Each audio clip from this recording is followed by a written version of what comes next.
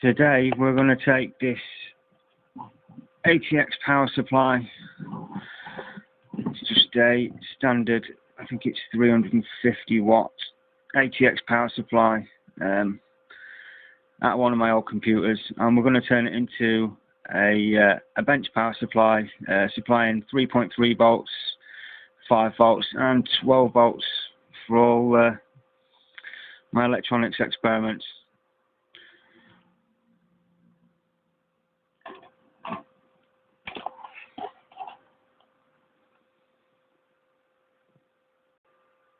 What are we going to need to complete this project? Well, first off, we're going to need a multimeter and a couple of LEDs. We've got a red one there and a green one there. I know they look different, but we're just going to drill a hole in the ATX power supply case and we will hot glue those into place. If you watch my video about salvage parts from scrap electrical items, you'll see that I desoldered some speaker terminals from the back of a hi-fi. I'm going to use those. I also got some RCA phono connectors from the same stereo. We shall use those. And I got a power switch, which is also out of another ATX power supply that was broken. So we shall use that too.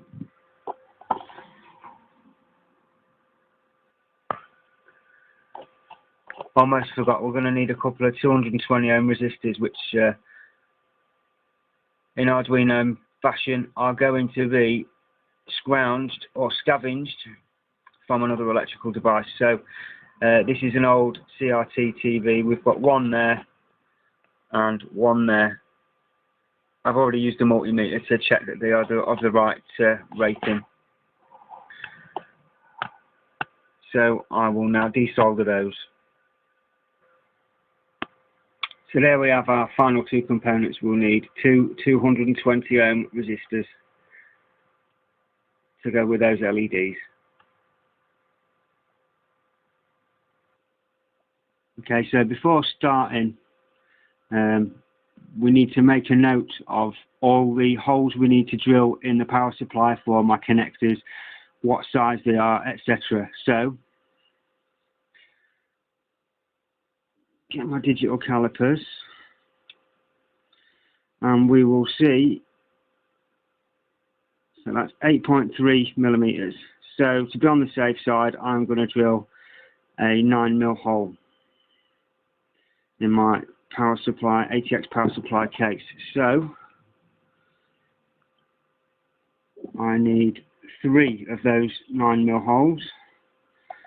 So we shall write that down. 3 times 9mm hole. We now need to measure the size of our LEDs. So we will measure both of these.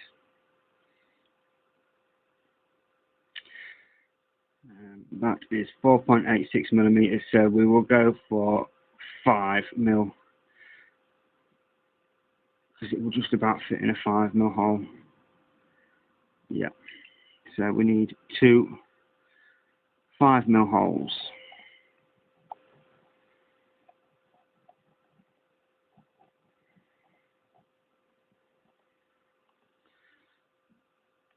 Now we need to work out the size of our power switch.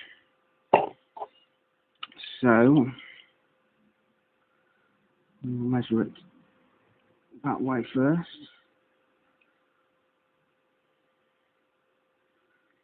So we'll call that 13mm by 13 millimeters by 19mm. So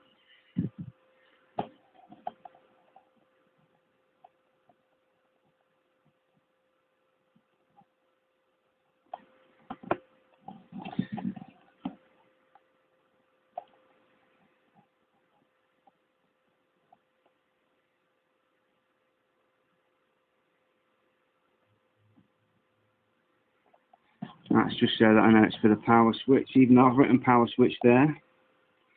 Okay, and last but not least, we need to know what size hole we need to cut in the power supply for this. So, again, if we go 23mm, let's give ourselves a little bit of extra room. So 23mm by, we say 29mm. Yeah.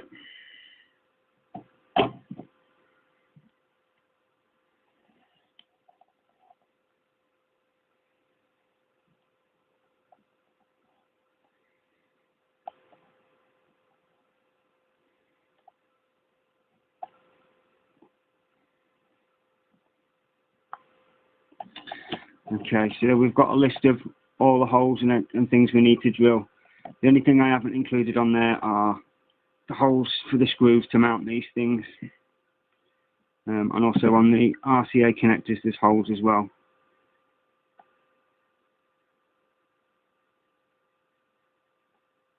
But I shall do those with a centre punch after I've drilled the holes.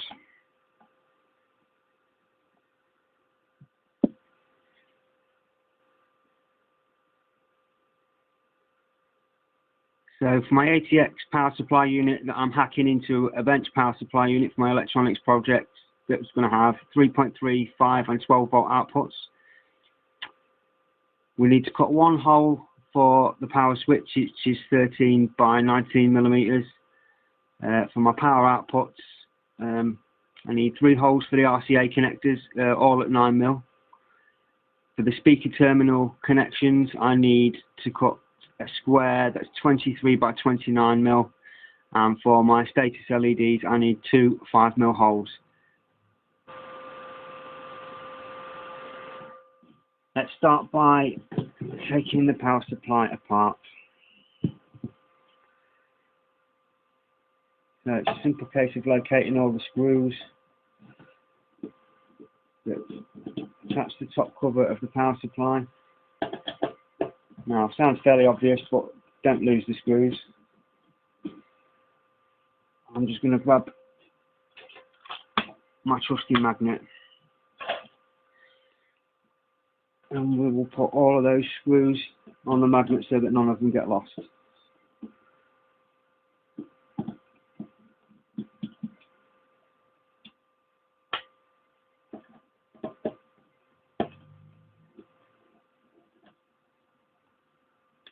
And we'll just check if there's any more. No, there isn't, look. But there is this little label here that I need to just break like that. Now we'll see how dirty this power supply is inside. I should imagine it's rather dusty. Oh, it's not too bad. Just that bit there is ever so dusty. So I'll grab my trusty electronic cleaning kit. And there we have my electronic component cleaning kit, or rather the thing I used to clean out my PlayStation, computer, Xbox. One with a stiff bristled brush, you're well away. I'm now going to remove the main board out of its casing, just so I can give the underside a clean and get to the pieces like the toroidal transformers and that I couldn't quite reach with the toothbrush. I could have rammed it in there, but I didn't want to break anything, so I'll approach it this way. And again, make sure I don't lose any of the screws.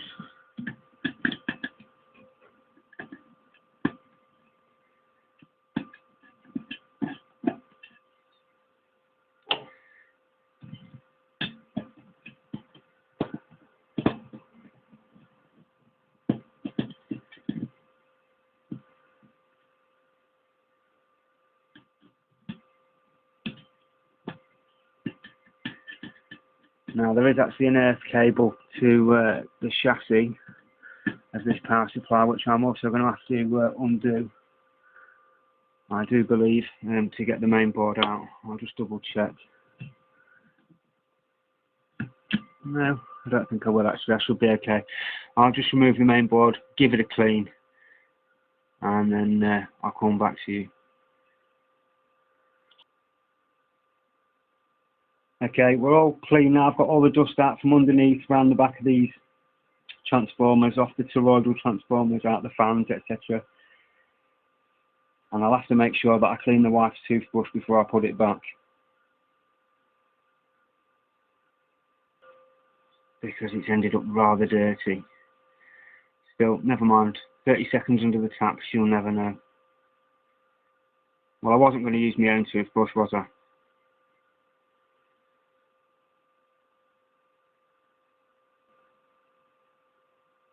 So next we need to figure out where we're going to put all these components. We have to find somewhere where we can mount them on the case of the power supply, where they're not going to interfere with any of the internal components.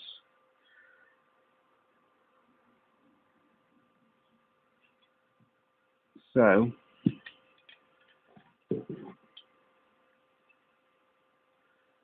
there's not really a lot of room on the back for me to work with. However, I would rather put them somewhere in the lid, because there's plenty of room for everything to clear this side, definitely.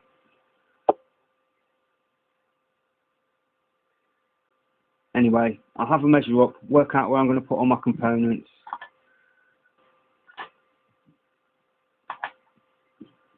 And then I'll come back to you.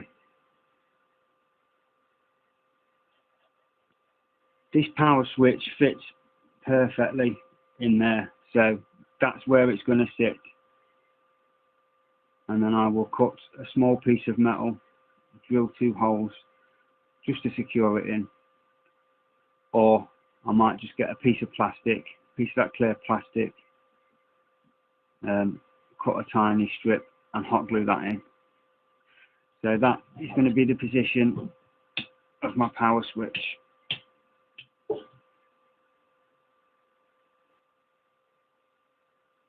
Before I can mount my switch, I need to cut all these wires to a more manageable length, because we're not going to be using them anyway. So, well, we're not going to be using all of them anyway. So,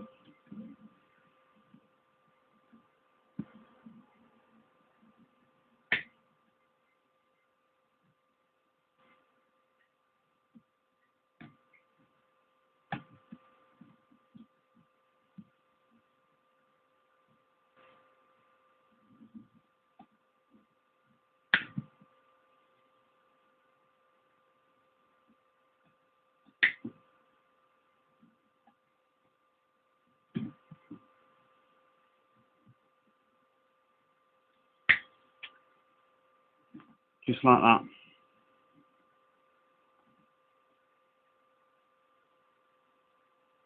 Okay, nothing's wired up yet, I'm just test fitting. But what I've done, I've taken a Stanley knife, and there was a black plastic grommet that stopped all the wires chafing on the metal of the case. Now I've sliced a piece off it. You can see there's a few pieces of it there. And another piece there. Now I've slid that in underneath the switch. It just stops people being able to stick their fingers in. Makes it look a bit neater, and I'll hot glue that in. And then I will hot glue the switch to the black plastic grommet. Just makes things look a bit neater.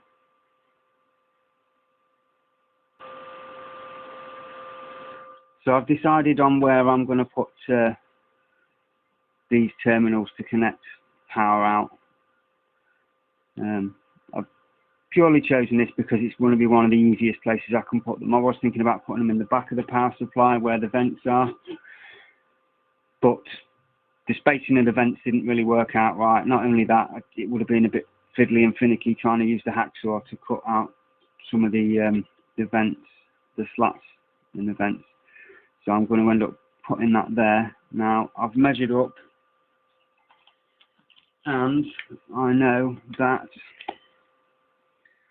on my power supply I need to measure 36mm from the side, and then cut out between 36 and 60mm, and I need to go 40mm deep on this piece here. So I'm going to measure 36mm that way, chop out 24mm and go 40mm deep from there to there, and that is where my power outputs are going to sit. It's one of the only places in the power supply where there is enough room for me to get everything and connect it all up, and for there to be no issues. So that's the location I've decided on.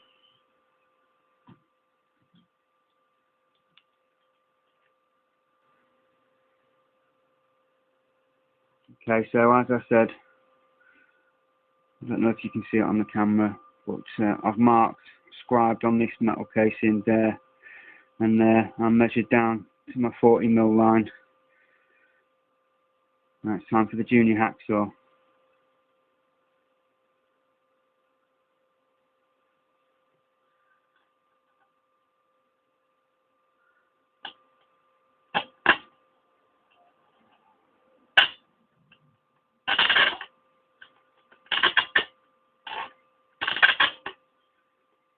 All I'm going to do to start with is just mark my cut lines so that I can measure and check whether I've got them in the right place before I do any cutting. And I've already measured more than once, but it doesn't help to double check, does it? I've just put my two little marks in, and we'll get the vernier calipers and we will measure, just double check that we're at 24mm,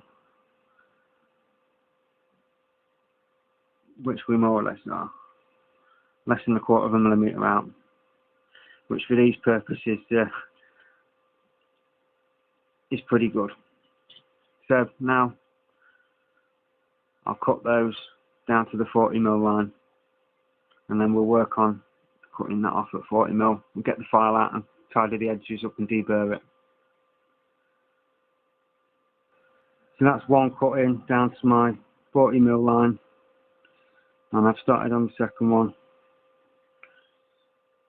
I'll finish that off and then I'll show you what it looks like. So there we have it, down to 40mm. Now what I'm going to do here, obviously, 'cause it's going to be very difficult to get a hacksaw in and cut along that way, I'm going to bend this round and then I'm going to chop it off. So I may go down another couple of mil just to give myself the clearance that I'm going to need.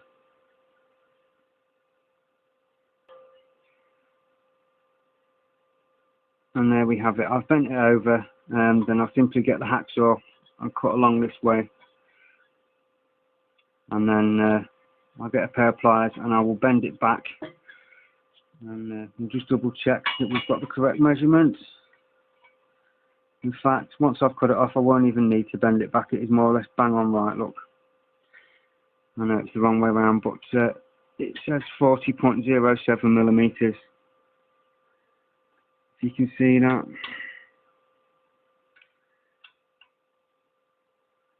But there we go. So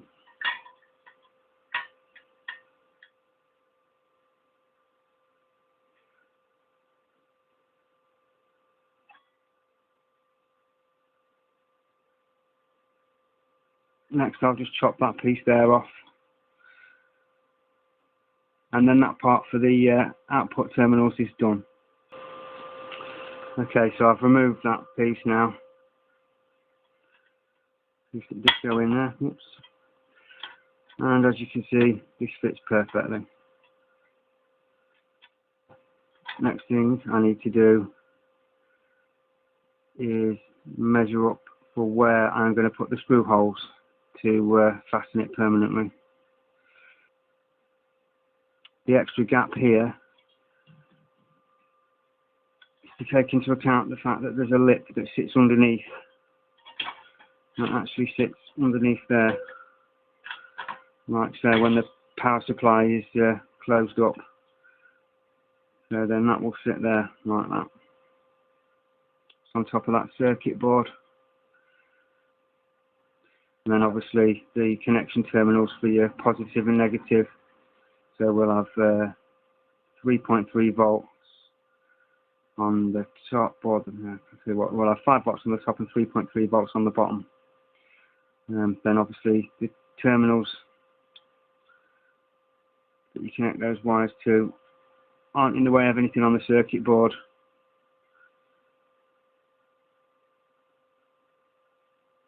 And there's plenty of room for everything, plenty of tolerance for everything. No wires are going to be sticking in the fan or anything like that. Okay, so I've marked where I'm going to drill my holes. I only need a tiny little hole. One bit of advice I will give you, when you're drilling through metal, always use the correct type of drill bit. Don't go using a masonry bit or a wood bit. A masonry bit has got extra lugs on the side, and a wood bit will have a point. Okay, and the second tip I can give you is this. Just put a little bit of cooking oil or WD-40 or light oil on the end of your drill bit. It will stop it getting too hot and overheating, which won't be much of a problem with something this thin. It's not very thick, this metal. However, it does help you to get through the metal. Don't press too hard, because that will also heat your drill bit up and blunt it. And go as slow as you can with the drill. If you've got a fine trigger control, go quite slow. The fewer RPMs, the better, really, because then you're letting the drill bit do the work. I've clamped this to a piece of wood for me drilling the holes through. While I've got it clamped to this same piece of wood, I'll measure up where I want to put my RCA connectors, and I will drill those holes too. I'll also do the holes for the LEDs, just to show you the difference in drill bits. That one there, see how it's got extra little lugs either side? That's a masonry bit. That's no good for drilling through metal. All that you'll do is ruin the drill bit. And this drill bit here is a wood drill bit. See how it's got a spike on the end? Also no good for drilling through metal. The drill bit you want for drilling through metal is something along those lines. It's just got a point on the end. Another tip is get a screw or a nail and just mark where you want to put your hole. Get a hammer and tap it. Center punch the hole. It'll stop the drill bit moving around. So if I tried to drill there without a center pot, I'd put the drill there and it'd shoot off to the side or whatever. If you put the little mark there, the drill's not going to shoot off anywhere. It's just going to drill straight through where you want it.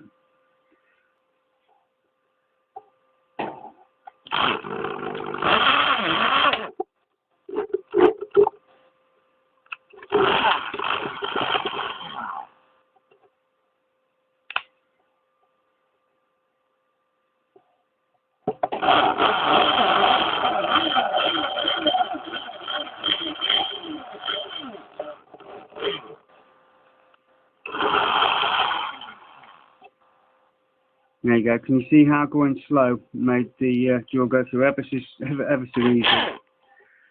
I'll just double check. There we go. It's fine. Yeah, it went through ever so easy. We've ended up with a clean hole. Okay, and there we have it, screwed in.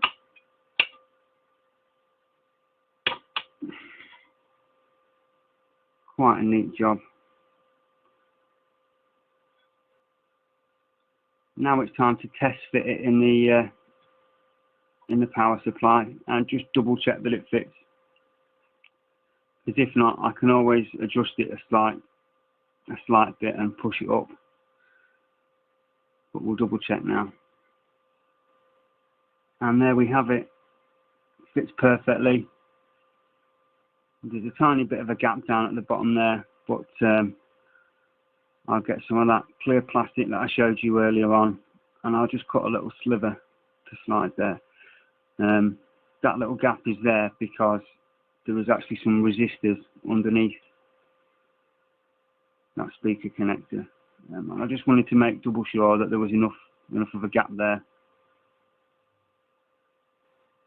That's one of our 4 power outputs fitted. I'll concentrate on putting the other ones in here now somewhere.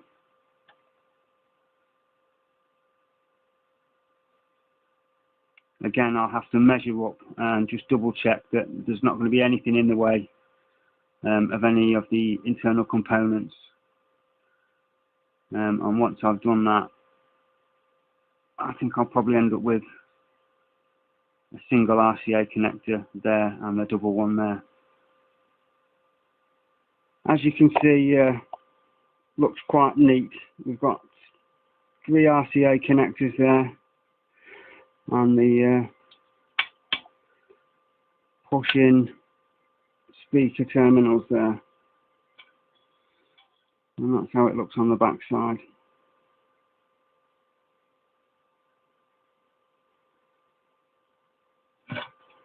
These are the holes for my LEDs. I'm going to have to find a couple of washers because I didn't have a 5mm drill bit for those, to drill those holes with rather, so I had to use a 6mm drill bit, ever so slightly too big, so I'll find some washers, and I'll just use the washers to secure the LEDs along with some hot glue. Okay, now we'll get to wiring up the power supply. I will teach you how to wire up the power switch, because an ATX power supply requires a signal to make itself turn on, and obviously, seeing as though we haven't got a power button the same as on a computer, we have to make sure that we pick the correct wire to connect to the power switch. Otherwise, power will be flowing to the power supply, however you won't be able to turn it on. So that's what we'll attempt next. I've soldered the 220 ohm resistor onto the LED along with a red wire and a black wire. I'll now do the same for the other LED, and then I'm going to use hot glue and fix them to the cover of our bench power supply. As you can see, I've hot glued the 2 LEDs in, my red one and my green one. Don't know if you can see there, but I have gone a bit overboard with the hot glue. However, the holes were about 1mm too big, so I kind of needed to. I put the 220 ohm resistors in line on the positive lead of the LEDs, and because I haven't got any shrink tubing, I use gaffer tape. Well, anything that will stop them from shorting out, insulation tape, anything to insulate those wires, perfect. So I remembered that I had this USB socket. It's actually out of an old computer case that I picked up out of the street. Common theme here is that a lot of these things get picked up out of the street. Right, so I'm also going to add a couple of USB ports, mainly so that I can possibly, charge a phone or whatever on the bench and power the ArDweNOme, or power more than one ArDweNOme. So what I'll do is I'll cut another hole in the power supply case, and handily it's got a screw hole there, but what I'll do with this is I'll bolt it in, and then obviously this unit will sit raised. If you imagine my finger is the power supply, this unit will sit raised out of the actual power supply. So I'll cut the hole for that and I'll show you the finished article. Obviously I'll measure up first, find somewhere where there's going to be enough space for all this cable to clear inside the power supply. So I decided on the position. It's going to go in right above the power switch, mainly because that's one of the only places left inside the power supply unit where there's enough space for me to fit the USB sockets in, and they also won't interfere with the power switch or any of the other internals of the power supply. Because after all, this is high voltage, and we do have to be extremely careful where we put things so that they don't short out, make sure everything's insulated properly. Anything that requires earthing is earthed, etc. So, another quick top tip for when you're hacksawing: if you just get your hacksaw blade and just run a tiny bit of light oil down it. Again, it will stop the hacksaw blade from getting too hot. It will make it easier to cut through the material you're cutting through.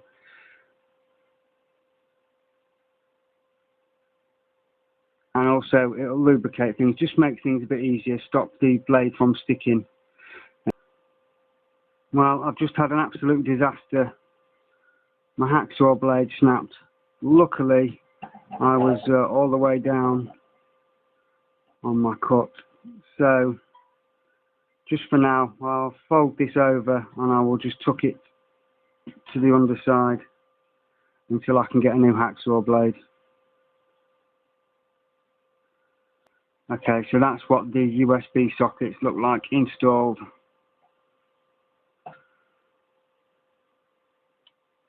I'll have to trim that little piece there off, just so it just sits flush with the edge of the case. Okay, now I'm going to start connecting up all my voltage outputs. I'll also have to decide which I want as which voltage level. Okay, now these USB ports, because we're not actually using the data side of the USB, we only need 2 out of the 4 wires, obviously, for each port. Obviously the red and black and the different colours on the other ports. However, I know that I think they are orange and brown, but red and black obviously +5 volts and ground. Likewise the other wire, the orange will be +5 volts and the brown will be ground. So now the USB, I've just simply twisted the orange and the red wire together and the brown and the black wire together. I'll then solder those, and they need connecting up to a ground and a +5 volt wire. Okay, so the colour of these wires, now they generally follow a standard, but just to make sure I am actually reading on the circuit board what it says. These orange wires, it says +3.3 volts, so all of the orange wires are to do with your +3.3 volt supply. Okay. The yellow wires, they say +12 volts, so all of the yellow wires are +12 volt supply. The red wires, those all say +5 volts, so those are all +5 volt supply. The black is obviously ground. Now the blue is -12 volts, so that's a -12 volt supply, and I have a white one which is a -5 volt supply. I'm not sure whether I'm going to connect these up yet. I'm not 100% sure. If I don't, what I'll do is I'll tie them together like so, put a little zip tie around them, and they're there if I ever need them then.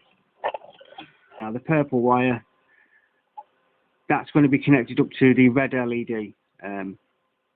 That is +5 volts, no matter whether the power supply unit is turned on or off. Provided it's got a 240 volt supply from the wall, or a 120 volt supply, depending on where you are, that will light the LED. That in combination with the ground will light the LED. And the green wire, that is going to be for our power switch. That and a ground. That's the +5 volt standby power. Okay, so now we've been over the colour combinations or the voltages for each wire colour. We're going to start connecting up the switches, the LEDs, and all of our output terminals.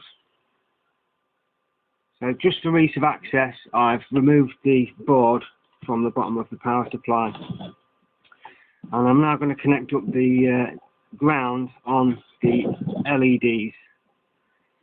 So I'm going to connect both the ground wires from both LEDs to one ground on the board.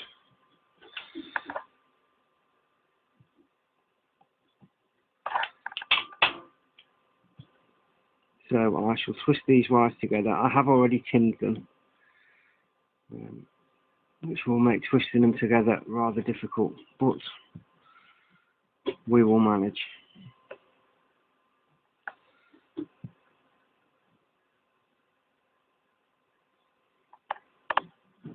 These wires out of the way. Okay, so let's attempt this now.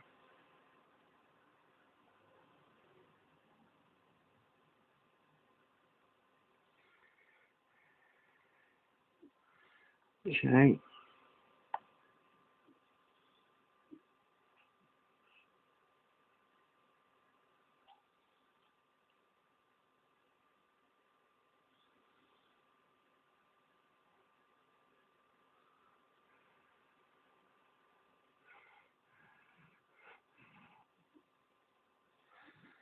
So that's both LEDs now grounded. And now for some insulation.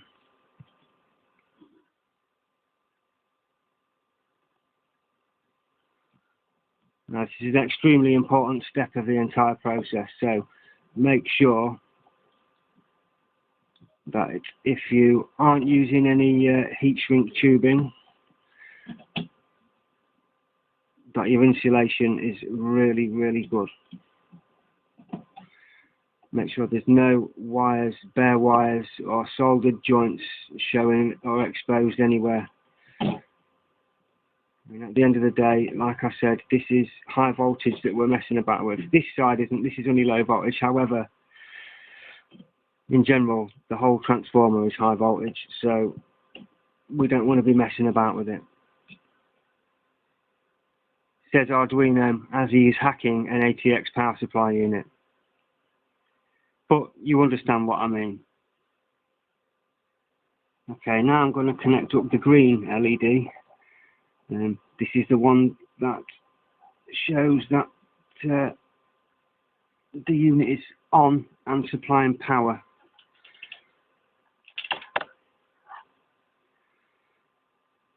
So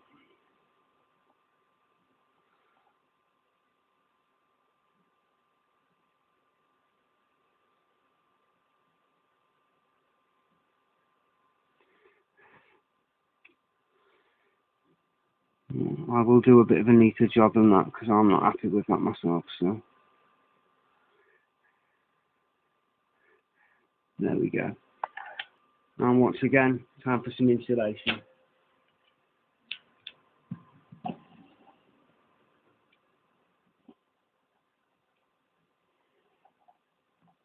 Because these wires are both going to LEDs, or all three wires are going to LEDs, I'm actually going to tape those together,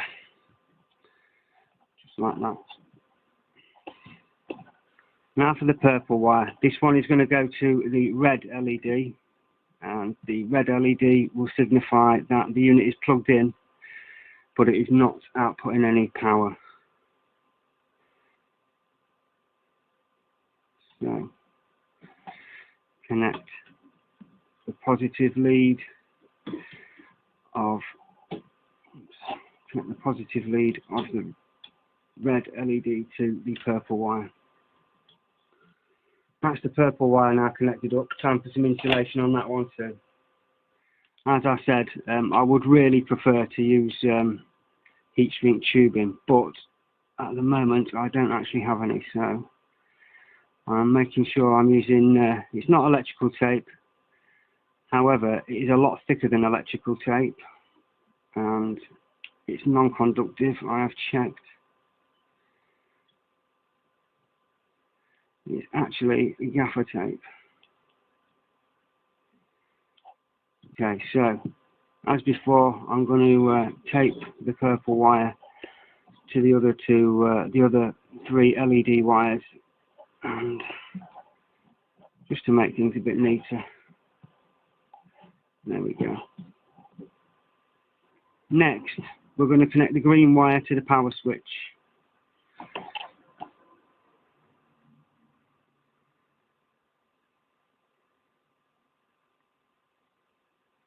Now, before I do that, I just need to remove a little bit of solder from the terminal of this power switch. Because, as per usual, true ArDweNOme fashion, it is a reused power switch. So, there we go. I'll just apply a modest amount of heat to fix that on there. And a small amount of solder, just to make sure we've got a really good strong connection and there's no dry joints.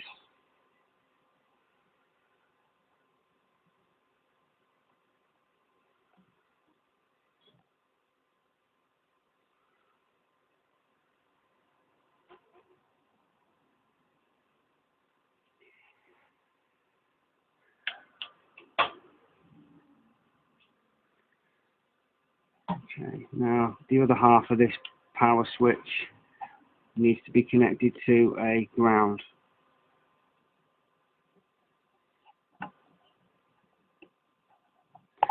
And what I'm going to do, seeing as the power switch and the USB sockets are so close together, I'm going to do a common ground. And we're going to have a ground from the power supply circuit board to the switch, and then the USB sockets are going to be grounded to the same terminal of the switch where the ground wire is. The main reason for that is just to stop me having wires trailing all over the place inside. I want to keep it as neat and tidy as possible. I've connected the ground wire. I haven't soldered it yet because, like I said, I'm going to connect the USB power. However, so that if I ever need to get back inside this, so that there's plenty of leeway with the length of wire, I'm going to solder an extra wire onto there and connect that to the USB ground. So I've twisted those wires together. This is an extra wire for the ground of the USB, and I'm also going to put some insulation on this green wire and on the black wire. That's mainly so that if anything gets jolted around inside, these two don't short out. So now I'll solder the ground wire to the switch with the extra ground wire for the USB.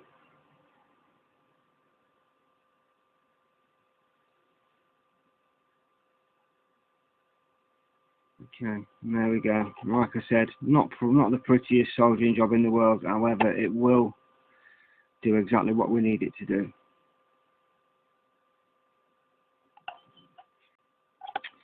Now for a bit of insulation to make sure that these connections never short out.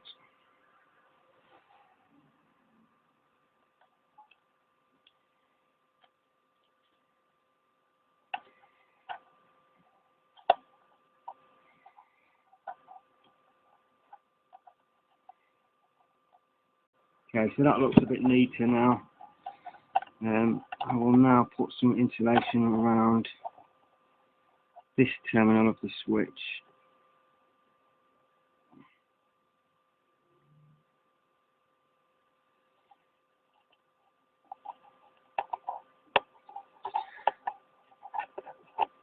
Like that. Not very pretty, but it does make it a whole hell of a lot safer. Now, if you wanted to make it so that your USB ports are powered without the bench power supply being on, you could connect the positive to the green wire, positive of the USB socket to the green wire, and the negative to a ground. I haven't done that this time. At some point in the future I may alter it. So now I'm going to connect up the ground to the USB ports.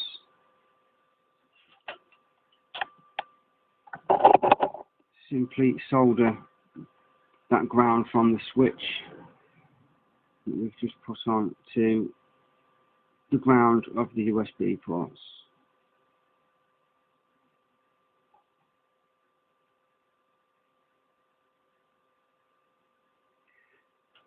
And then once again we'll add some insulation.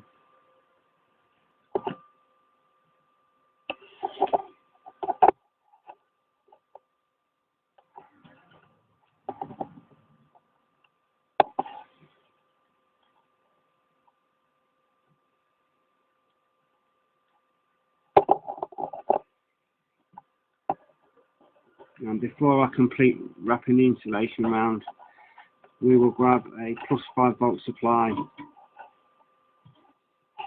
So that's a red wire, and we will solder it to the plus 5 volt supply of the USB connector, and we will solder them together.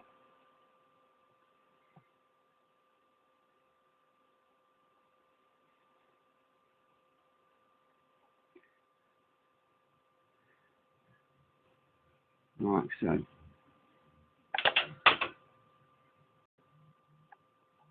And now that that's complete, I will continue to insulate them.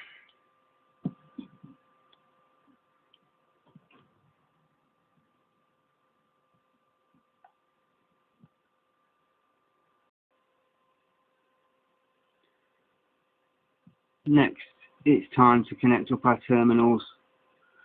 Now, the way these work, obviously, is this side is the negative and that side is the positive. So, I'm going to connect both negative up to just one ground. So, I'm going to bridge there, and then just solder onto one of those. But I will bridge it here somewhere using a piece of wire that I took out of the power supply earlier on. So literally all I need to do is solder something onto there and something to there, or likewise I could just go there like that.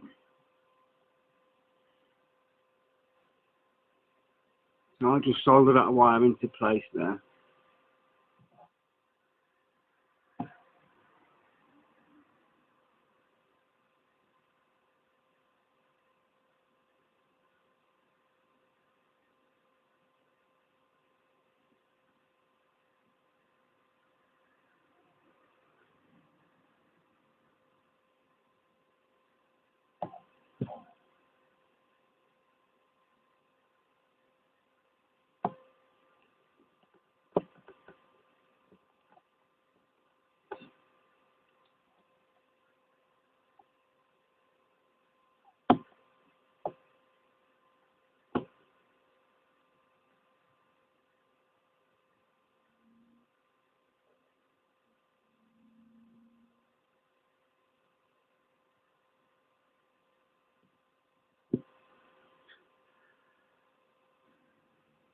One thing I will do is I'll just grab my continuity tester and I'll double check that that joint there is fine. Okay, so we're wanting to hear a beep, and we do, so I know that joint is fine. So I'll connect the ground wire up to those terminals there.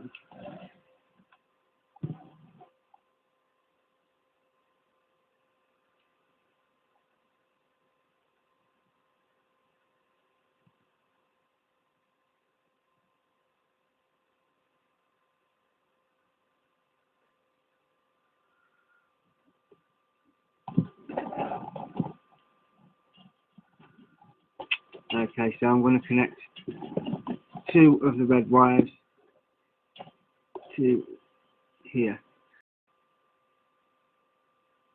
It's worth noting that if you're wanting to draw a lot of current from this power supply, then these connectors aren't the way to go. You're going to need like binding posts or something like that, something heavy duty.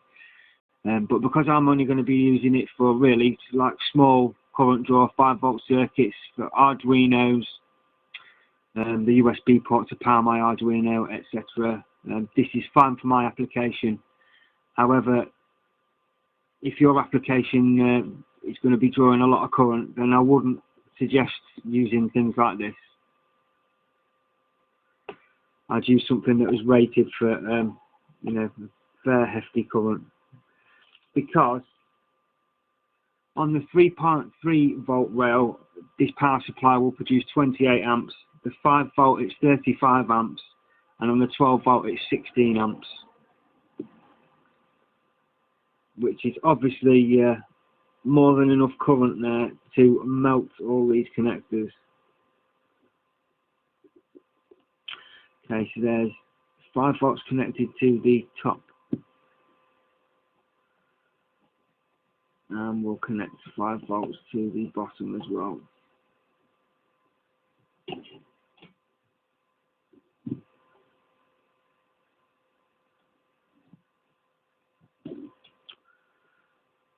This is ever so fiddly.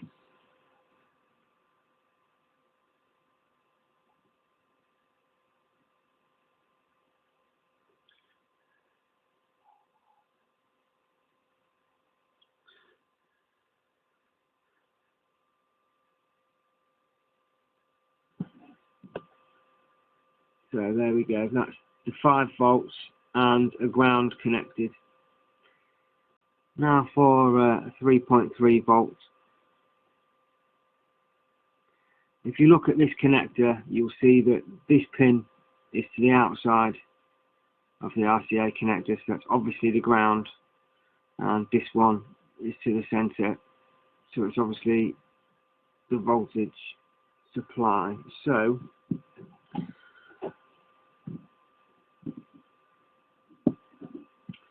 I shall solder a ground on there.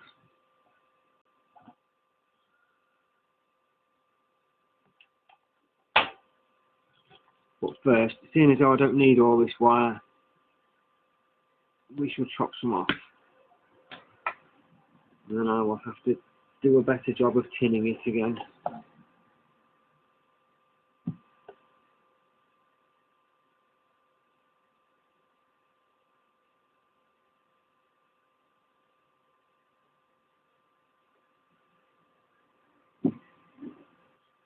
And I'll just make sure that there's a little bit of solder on here.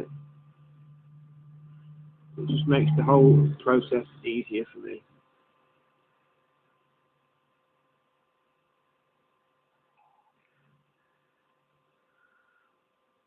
Like that. And then I'll connect a 3.3 volt supply up to there, which is one of the orange wires. And again, I'm not going to need all this wire on there, so just to neaten things up, chop a little bit off, make sure there's a bit of solder on here.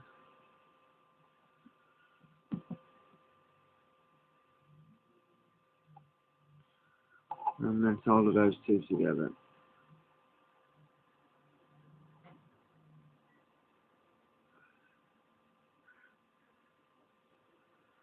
And there we have it.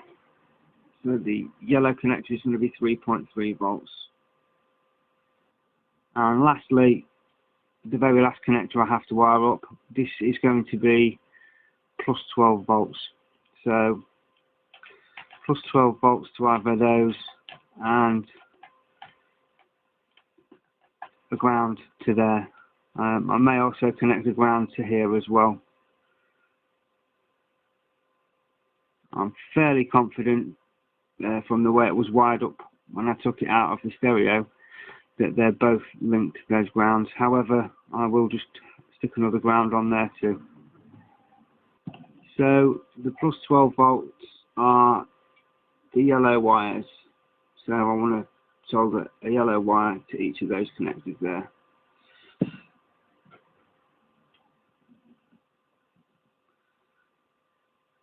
Just prepare this surface that we're going to be soldering to by adding a tiny bit of solder to it.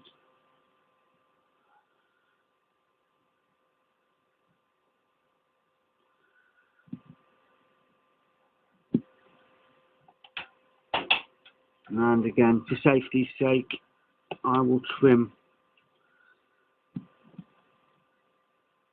a little bit of wire off these, so I know that they're not going to short out against anything. So I need to do 2.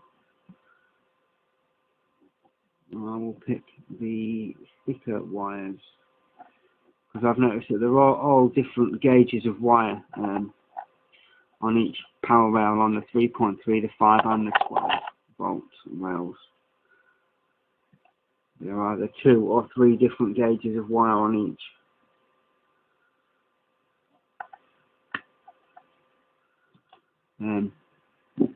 I've actually used the thickest ones that I can find out of the bundle of the red, the yellow and the orange.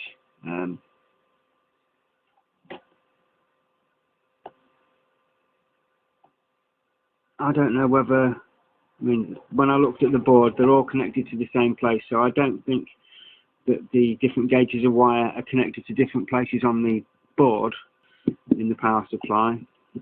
Far from it. I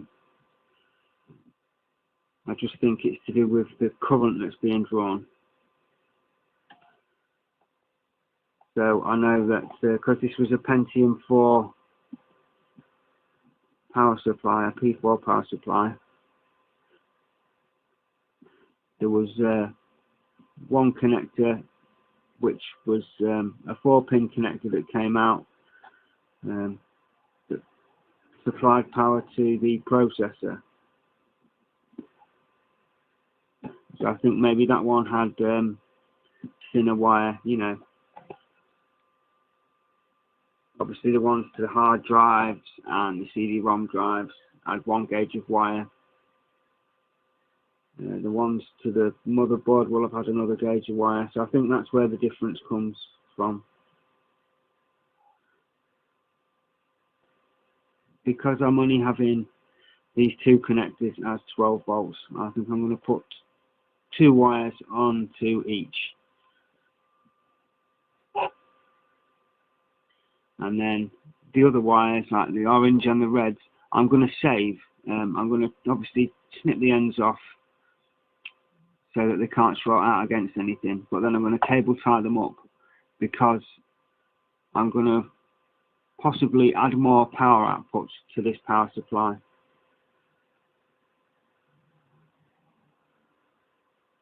I may even configure some kind of breakout box and maybe put a Molex connector somewhere, you know, like a hard drive connector or something like that, hard drive power connector or CD-ROM drive power connector, and make it so that we can have an extra little box with 3.3 volts, 5 volts and 12 volts, and that would give me obviously my 3 different voltages and a ground to connect to on the breakout box. Okay, now to connect up a couple of grounds. I think I am going to connect 1 ground to there and 1 ground to the pin on the bottom.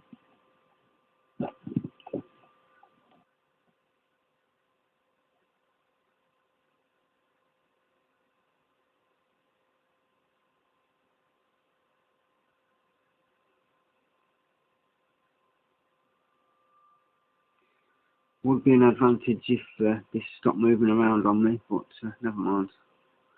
I've managed it, so. And then again, I shall just do one to the bottom there. And that'll make sure there's some solder on it. And then use my last remaining ground wire. There are more ground wires that I've actually snipped off the main board of the power supply.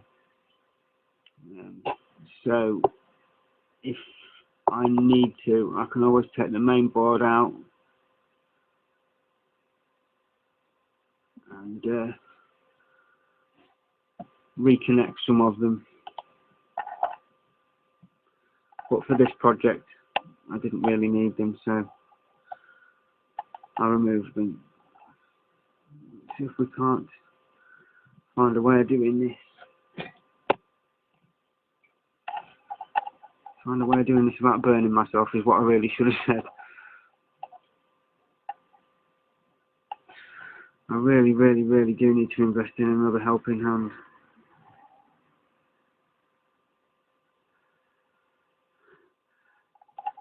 There we go. I think that will suffice.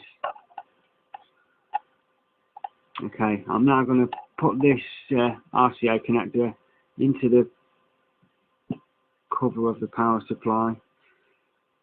Put it all back together, tidy these wires up. I'm just going to snip off the ends that I've tinned on these spare wires. Then I'm going to bunch them all together, including this grey one here. This grey one there is actually the power good wire, that one. After the power supply turns itself on, it sends a signal to the computer saying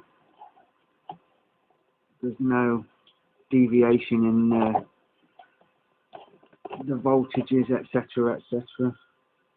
I mean, if you want to know what any of these wires do, you can actually type in on Google and it'll tell you all about ATX power supplies. There's a standard colour coding for the wires, but like I said, best to check. So before you go connecting anything up, just look on the board and it should tell you which ones are the ground, which ones are the plus 5 volts, which ones are the plus 3.3 volts. So I'll now get a zip tie these up, and then jobs are good and more or less. Come on, cat, out of the way. And you, Ziggy, you come out of the way as well. Don't go where I'm filming, please.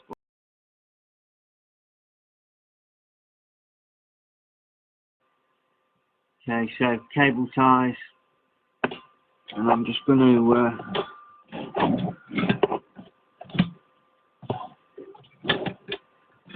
cable tie all these spare wires together so that they don't get in anywhere in the way or in the fan or anything like that. But before I do that, I'm just going to grab some insulation tape and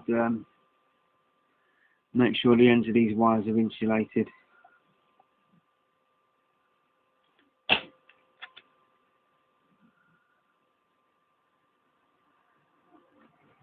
You can do them all together, it doesn't really matter.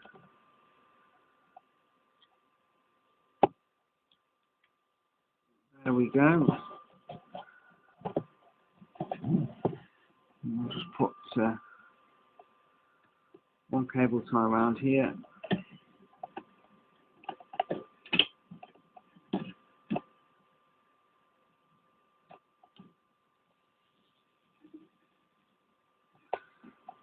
Like that. And then snip that off.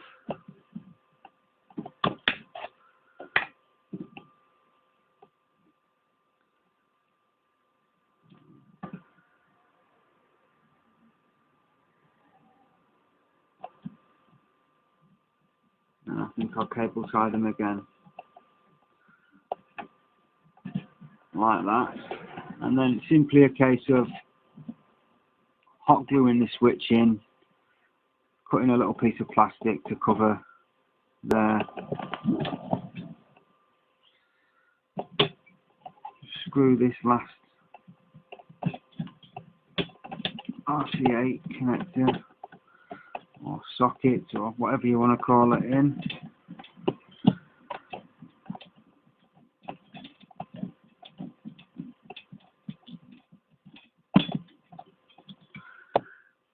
Double check that there's no wires that are going to short out against each other or anything. I think what I may also do is hot glue around all the wires, just to double check that none of them can come off. Have a look at that.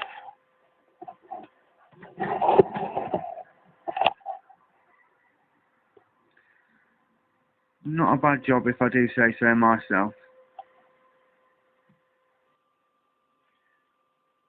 I've cut this piece of clear plastic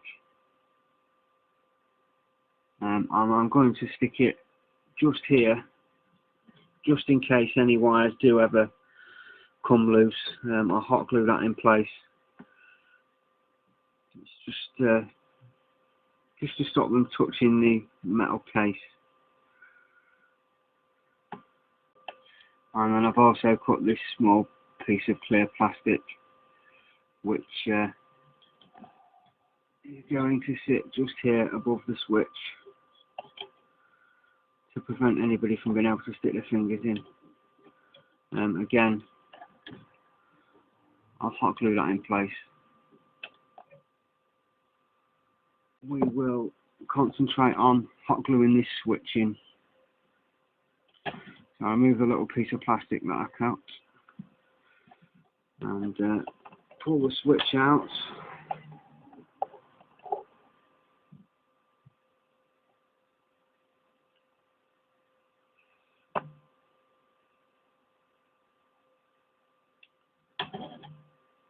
And I'll put some hot glue on there to hold that in.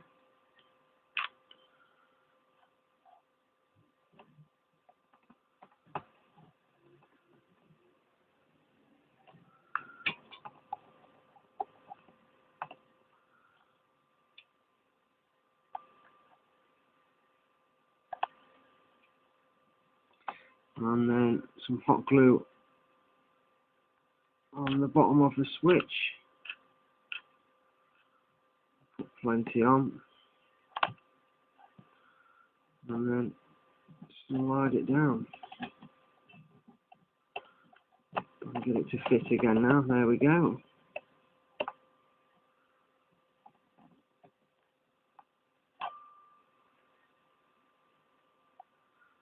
Hot glue is ever so messy. And just a few tiny little spots here and here. And along the bottom here so it sticks proper.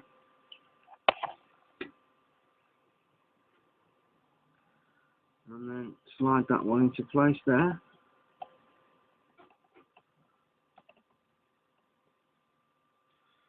And there we have it. Just to make sure it's extra safe, put a bit more on there.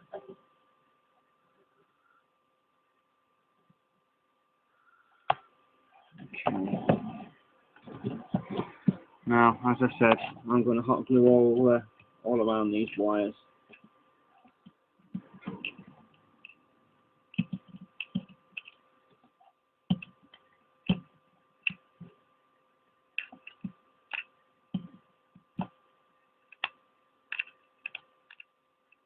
This should help hold them in place anyway, so.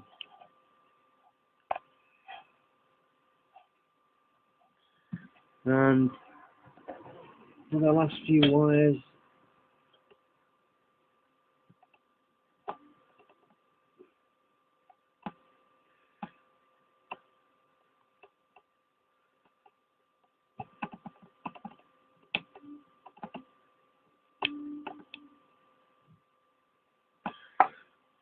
There we go.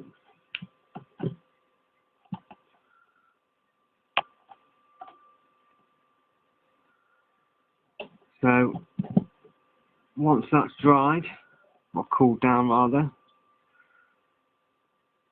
that should do. Now, I think I may work on tidying these wires up just a little bit more. Just make sure they're all tucked out of the way, not in the way of the fan or anything like that. And I shall put it together and we'll plug it in and try it out. Okay, so there we have it. It's all back together now. One small thing that I will have to sort out at a later date is where I've put this USB sockets on top. I've taken up, I've had to cut out one of the screw holes. So I think what I will do is I will drill and tap a hole halfway down there. Obviously take it apart, have a look if there's anything there, which I don't think there is. And then obviously drill and tap a hole there as well for screws. But other than that, and a bit of a wonky power switch.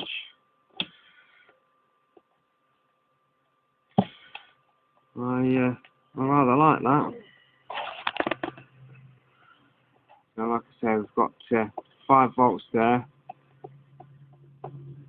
12 volts there, and 3.3 volts on the yellow RCA connector. Our 2 LEDs, our red one for standby, our green one for on.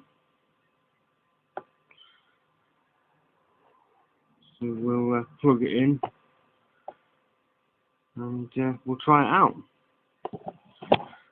I'll measure the voltage coming off here and here and here, and we'll see that we're getting the correct voltages.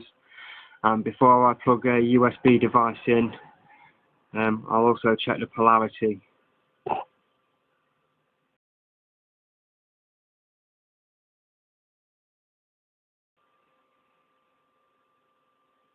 Okay, so I've drilled and tapped a hole there to put a screw in. The one on the side isn't very good because I really need to come up a little bit or go in through that piece at the bottom. Just so happened where I drilled through there was a tiny little cut out for something. So I've only actually gone through one sheet of the steel. But there we have it. Okay, I'll plug it in and test it now.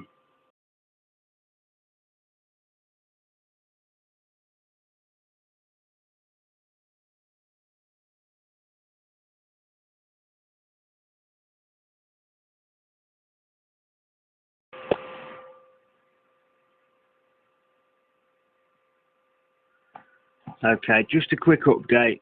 The red LED that wasn't working earlier, I found that we're getting 5 volts before the resistor. After the resistor, it's about 1.6 volts, 2.6 volts.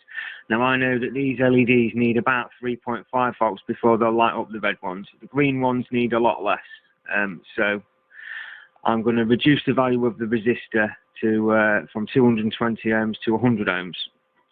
And secondly, the modification I was on about earlier, where I'm going to make it so that the USB ports have got power, even when the unit is not actually turned on and providing power to my output ports.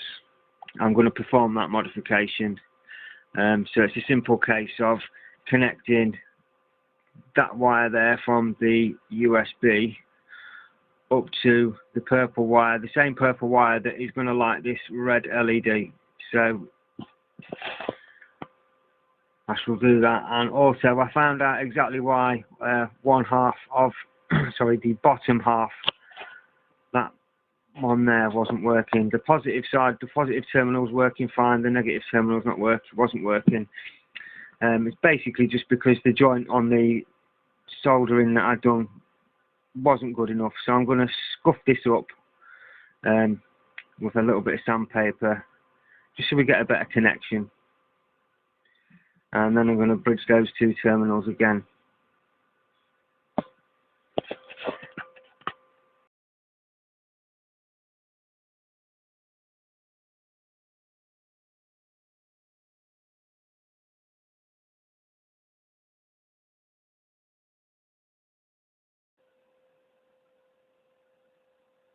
a bench power supply that supplies 12 volts, 3.3 volts and 5 volts.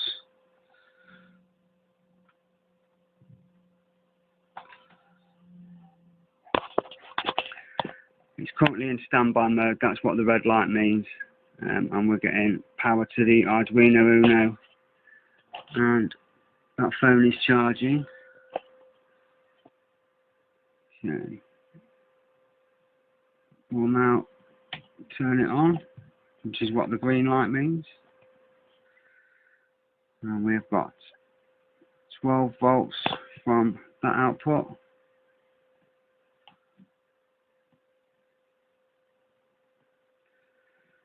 12 volts from that output.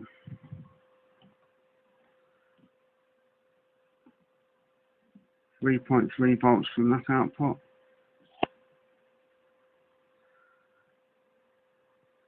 So that output there is 5 volts, and it also has short circuit protection. If I short this out, you'll notice that the green light will go out and the voltage will drop. There you go, green light's gone out, voltage down to 0.